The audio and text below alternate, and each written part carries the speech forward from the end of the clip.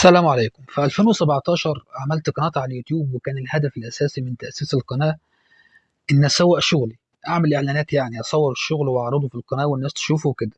سميت القناة باسم بعيد شوية عن المحتوى الأساسي للقناة. سميت القناة الحداد المحترف، ومن هنا بدأت الناس كتير جدا تكلمني بخصوص مواضيع تخص الحدادة واللحام ومكن اللحام والصاروخ والمعدات وكده. استفسارات عن إزاي أبدأ أمارس الحدادة واللحام كهواية أو كمهنة. وبناء عليه قررت أعمل سلسلة فيديوهات عن إزاي تشتري العدة المناسبة عشان تبدأ كهواية، وإزاي تشتري العدة المناسبة عشان تبدأ كمهنة أو بزنس.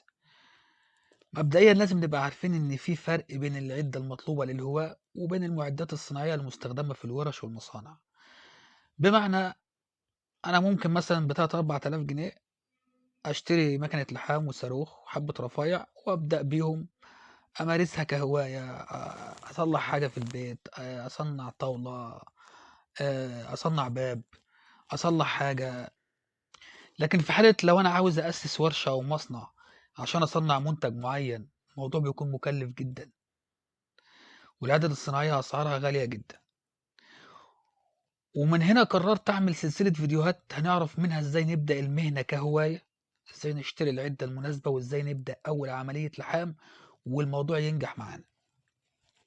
وهنعمل سلسلة فيديوهات تانية إزاي نبدأ المهنة كمشروع تجاري، وإزاي نشتري العدد الصناعية بأسعار مناسبة. طبعا بتكلم عن العدد المستعملة، منين نجيب عدد مستعملة استيراد بحالة الزيرو وأسعارها ما تكونش غالية أوي. يعني مثلا الحاجة اللي بتتباع جديدة ب60,000 ممكن نجيبها ب10 15,000. والنهاردة أول فيديو في السلسلة الخاصة بالهواء، إزاي نبدأ نجيب عدة نشتغل بيها في البيت. وعلى العموم انت بالحديد انت ممكن تصنع اي حاجة، حرفيا اي حاجة ممكن تصنعها بالحديد. ايه العدة اللي انا محتاجها عشان ابدأ؟ محتاج اساسي مكنة لحام وصاروخ. ركز معايا بقى في اللي جاي، عشان انا هقول لك ازاي تشتري مكنة اللحام وازاي تشتري الصاروخ. وطبعا السيفتي اهم. عموما لو انت هتشتري مكنة لحام جديدة بيجي معاها نضارة وش كده، ممكن تبدأ بيه تستخدمه على ما تبقى تجيب وش احترافي. طيب اللي قدامنا ده دلوقتي بعض انواع المكن المتوفر عندي في الورشة اللي هنتكلم عنه في فيديوهات قادمة ان شاء الله. وده مش موضوع الفيديو بتاعنا النهاردة.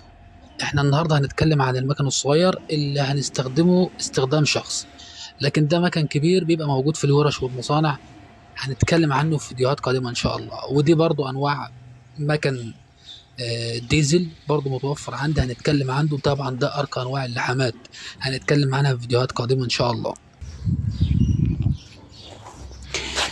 هنا عملية ضبط الكهرباء في المكان، يعني لو في البيت او في الورشة، ازاي تقدر تظبط الكهرباء عشان المكنه اللي هي الصغيره دي، الانفرتر اللي هي وزنها 2 كيلو او 3 كيلو، تاخد قدرتها الفعليه في اللحام، محتاجه تظبط لها الكهرباء. فهنا عمليه تظبيط الكهرباء برضو ان شاء الله، كل ده هناخده في فيديوهات قادمه، سلسله فيديوهات باذن الله هنوضح فيها ازاي تقدر تشغل المكنه وتاخد منها اعلى كفاءه.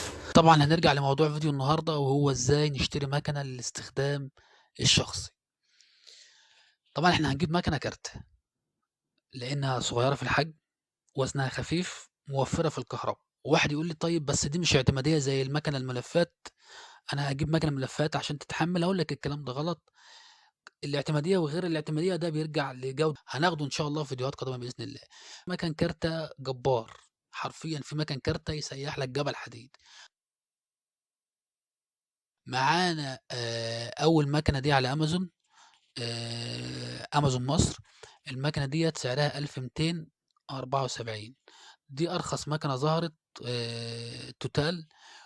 وهتلقى شوية كلام كده مكتوبين في الوصف وشوية أسئلة، وكل الكلام ده ملناش دعوة بيه. احنا اللي يهمنا إن المكنة دي في الفئة السعرية دي آخرها هتسيح معاك سلك 2 مللي. ودي مكنة أعلى منها شوية في الفئة ب1722، برضه مش هتاخد منها أي حاجة زيادة أزيد من إن هي هتسيح معاك سلك مثلا لحد 3 مللي بالكتير أوي. طبعًا حديد. الفيديو ده بتاع النهارده هو تنويه عن سلسلة فيديوهات قادمة إن شاء الله هتبقى تفصيلية، الفرق بين المكنة وجودة المكنة، وبين المكنة الرخيصة والمكنة الغالية، الفرق بين المكنة اللي ب2000 والمكنة اللي ب6000 والمكنة اللي ب7000، كل ده هناخده إن شاء الله في فيديوهات قادمة بإذن الله. هنا هنطلع بالسعر شوية ونروح للكراون. طبعًا الكراون جودتها أعلى في كل حاجة، حتى في الصاروخ، في الشنيور. الكراون دي أعلى جودة في الصيني. المكنة ديّة سعرها 2000 جنيه، وبرضه مش هتاخد منها أي حاجة زيادة أزيد من إن هي هتلحم معاك حديد لحد سلك 3 مللي، ممكن تلحم معاك stainless بصعوبة. فاشتري المكنة دي أونلاين من أمازون مثلًا، أقول لك عادي جدًا، ما فيش فيها أي مشكلة. والّا أنا ممكن أروح أجيبها بنفسي، أجيبها منين؟ هاقول لك المكنة دي موجودة في أي مكان وفي كل مكان، أي محل عِدَد هتلاقيها فيه. لو أنت رايح للتاجر وما أنتش محدد نوع معين، كل اللي عليك إن أنت هتقول له جرّب لي المكنة بسلك 3 مللي. مكنة سعرها تحت ال2000 جنيه، جرّبها لك بسلك 3 مللي، سيّحت السلك كويس، اعتمد على الله. من الأنواع المعروفة زي الكراون، الشركات المعروفة في مصر ديّة بيبقى عليها ضمان، ممكن تلاقي عليها ضمان 6 شهور، ممكن تلاقي عليها ضمان سنة، كل ما الضمان يزيد كل ما سعر المكنة بيبقى أعلى، فيُفضّل إن أنت تاخد حاجة عليها ضمان. طبعًا المَكَن ده زي الموبايلات، في حاجات فئات عالية جدًا بأرقام خيالية زي مثلًا ميلر، زي المكنة اللي قدّامنا دي دلوقتي، وهي المكنة دي ما بتعملش حاجة برضه غير من إن هي بتلحم حديد يعني. لكن طبعًا ديّة أسعار خيالية، زي التليفونات كده، في تليفون ب30.000 وفي تليفون ب3، 4000. أهي المكنة دي مثلًا، المكنة دي مثلًا إساب هتلاقيها ب7، 8000 جنيه أو يمكن ب10000 جنيه، ده لو لقيتها أصلًا في مصر. ممكن تشتريها من أي موقع أمازون أمريكا مثلًا، على ما تيجي لك هنا هتلاقيها مثلًا ب10000 جنيه، وما بتعملش حاجة زيادة يعني، حاجة فيها هو اللوجو بتاع إساب ده. مكنة زي ميلر ديّة أنا متأكد إن هي ممكن ما تقلّش عن ال20,000 جنيه، وهي برضه بتلحم حديد. طبعًا هي هتبقى مكنة اعتمادية يعني جبارة، جبارة، بس طبعًا هي مكنة لحام كهربا تلحم حديد. ب20,000 جنيه ده لو لقيتها أصلًا في مصر، لو طلبتها من أمازون أمريكا مثلًا على ما تيجي لك هنا هتلاقيها وصلت ل25,000 جنيه.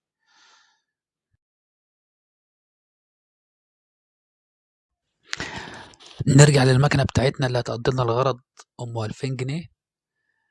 كراون مثلًا ديّة الحاجة اللي بتيجي معاها طبعًا ده جاونت، ودي الكابلات اللي بتيجي معاها. طبعًا الكابلات ديّة ما بتتحمّلش، لو اشتغلت بيها شوية شغل متواصل هتلاقي الكابلات دي ساحت، فإحنا بنغيّر الكابلات ديّة، وبنغيّر البنسة كمان، لإن برضه البنسة بتاعتها ضعيفة جدًا، حتى لو وقعت منّك هتتكسر. طيب نروح لتاني حاجة إحنا محتاجينها معانا وهي الصاروخ. هندخل أمازون مصر تاني ونبحث عن الصاروخ، هتلاقي أغلب أنواع الصواريخ موجودة في أمازون مصر. طبعًا إحنا هنبحث عن الصاروخ ال5 بوصة، لازم يبقى 5 بوصة، ما ينفعش 7 بوصة ولا 9 بوصة، لازم نلتزم بمقاس الصاروخ، 4.5 بوصة أو 5 بوصة، ويُفضّل 5 بوصة. يُفضّل 5 بوصة عشان يركب فيه الحجر ال4.5 ويركب فيه الحجر ال5.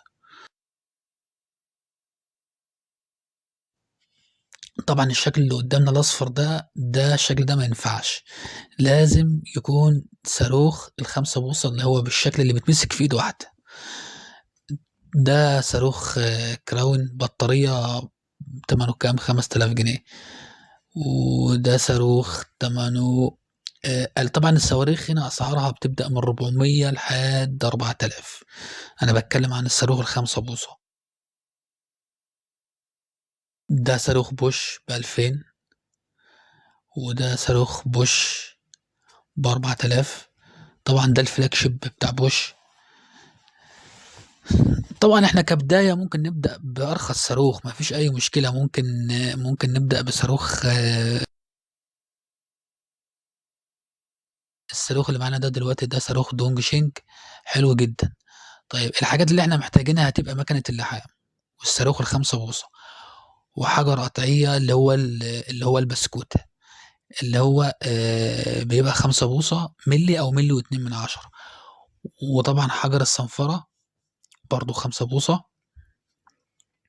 طبعا سلك اللحام ال 2 مللي. وخلي بالك لازم نلتزم بالمقاسات المطلوبة، يعني طبعا لازم نلتزم بنفس الماركة دي. الماركة دي سلك مشهور جدا. سلك اللحام ده هو 2.5 مللي، مشهور ب2 مللي. طبعا السلك ده سلك صيني مشهور جدا. طبعا هو سلك 6013 هيديك سهولة وسلاسة في البداية في الشغل. في السلك ده هتلاقي عليه علامة الجسر، أو اللي هو الجسر اللي هو الكوبري المعلق. الفيديو ده كده خلص.